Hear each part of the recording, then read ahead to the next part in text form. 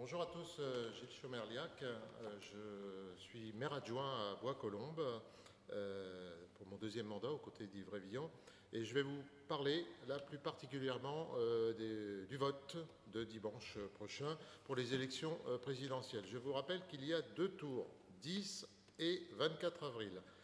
Les bureaux de vote en région parisienne sont ouverts à partir de 8 h le matin et ce jusqu'à 20 h. Alors pour Bois-Colombes, nous avons 18 bureaux de vote dans cette ville. Je serai président, en ce qui me concerne, dans le 18e bureau à Levigny, à la mairie annexe. Le bureau est composé d'un président, de son président suppléant, pour pouvoir le remplacer dans la journée, et d'assesseurs titulaires. Alors les assesseurs titulaires sont soit nommés par monsieur le maire, ou les assesseurs suppléants également, ou alors ils peuvent être également, comme souvent, nommés par les candidats ou les partis politiques. Pour ouvrir le bureau à partir de 8 h, il est indispensable que, bien sûr, le bureau soit installé. Alors, vous voyez ici des bulletins de vote. Il y en aura 12, c'est une obligation, puisque 12 candidats se présentent au suffrage des Français.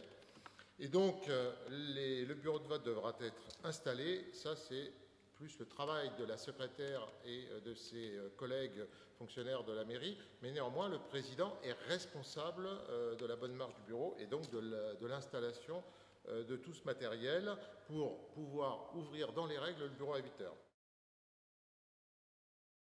L'électeur donc est choisi parmi les 12 candidats, il peut en prendre 2 minimum et se dirige vers l'isoloir pour faire son opération citoyenne de vote et il revient ensuite vers le président où là nous contrôlons son identité et les collègues assesseurs sont à côté de moi pour vérifier l'identité par rapport à la carte de vote et à la carte d'identité ou à d'autres pièces qui sont mentionnées sur l'article préfectoral qui est affiché dans le bureau de vote.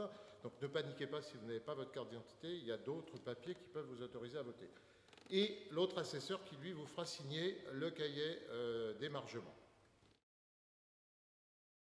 Pour le deuxième tour, le 24 avril, vous avez vu sur le site de Bois-Colombes ou même dans le journal, nous avons besoin encore d'assesseurs. Alors que vous soyez assesseur, c'est votre choix nommé par un candidat, un parti politique ou si vous ne souhaitez pas être étiqueté politiquement parlant, vous pouvez très bien être assesseur nommé par monsieur le maire qui, je le rappelle, en tant que maire et premier magistrat de la commune, est responsable de l'organisation des scrutins et des opérations de vote sur la commune. Donc, si vous voulez être assesseur, n'hésitez pas, prenez contact avec l'hôtel de ville, regardez sur le site de Bois-Colombes, regardez dans le journal, vous avez tous les renseignements et n'oubliez pas, parce qu'après les présidentielles, il y a également les législatives pour des 12 et 19 juin. Et là aussi, nous aurons besoin d'assesseurs. Je fais un appel en même temps pour le rôle de scrutateur. Parce que cette fois-ci, par rapport à ceux qui ont connu le vote ces des 15 dernières années, eh bien, ce sera un vote, nous revenons au vote papier.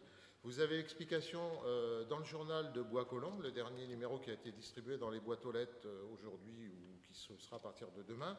Nous revenons au vote papier parce qu'un moratoire des chambres, Sénat et Assemblée nationale, ont bloqué les communes qui ne peuvent pas aujourd'hui racheter de nouvelles machines. Donc, nous allons avoir besoin de scrutateurs.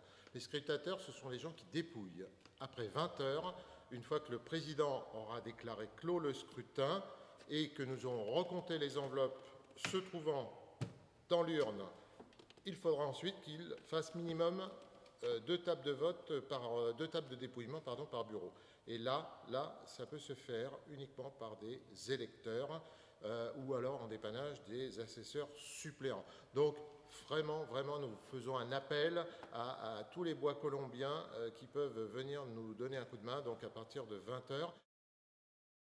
Je vous encourage à venir voter, quel que soit votre choix, mais il faut voter, c'est un scrutin important, il s'agit d'élire notre président de la République ou notre présidente pour les 5 ans à venir, et il faut vraiment que les Français soient au rendez-vous. En tout cas, à Bois-Colombes, nous sommes prêts à vous accueillir, que ce soit les présidents, les vice-présidents, les assesseurs et tout le personnel communal. Je sais qu'ils sont très dévoués aussi à cette tâche, et nous vous attendons dimanche matin dans les 18 bureaux de vote à partir de 8 h. Merci à tous.